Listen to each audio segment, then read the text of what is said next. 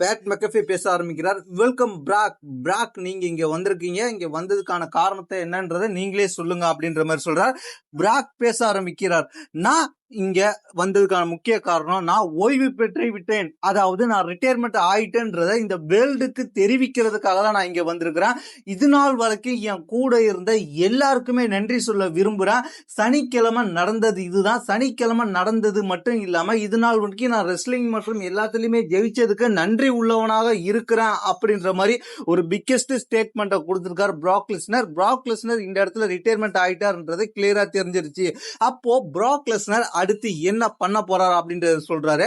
அது மட்டும் இல்லாம ரெசில்மேனியாவே நான் ஓபாஃபெமிட்ட தோத்ததோட நான் போயிருக்க வேண்டியது, ஆனா என்ன போடல, மீண்டும் இங்க கூட்டு வந்தாங்கன்ற விஷயத்தையும் இங்க சொல்றாரு.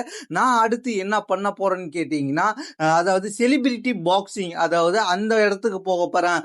இதுக்கு ஜாக் பால் வர்சஸ் மைக் டைசன், இவங்களுக்குள்ள நடந்த பாக்ஸிங் மேட்சை பார்த்துருப்பீங்க. அந்த போல் பாக்ஸிங் மேட்ச்சில் நான் ஜாக் பாலுக்கு எதிராக விளையாடணும் அப்படின்ற மாதிரி ஒரு பிக்கெஸ்ட் ஸ்டேட்மெண்ட்டை இந்த இடத்துல பிராக் லெஸ்னர் கொடுத்துட்டு போயிருக்கிறாரு. பிராக் லெஸ்னர் அடுத்து எங்கே போகிறாருன்னு கேட்டிங்கன்னா, பாக்ஸிங்குள்ளே களமிறங்க போகிறாரு. WWE விட்டு இப்போதைக்கு ரிட்டையர்மெண்ட் ஆகிட்டுன்ற பிராக் லெஸ்னர் அஃபிஷியலாக தெரிவிச்சிட்டாரு.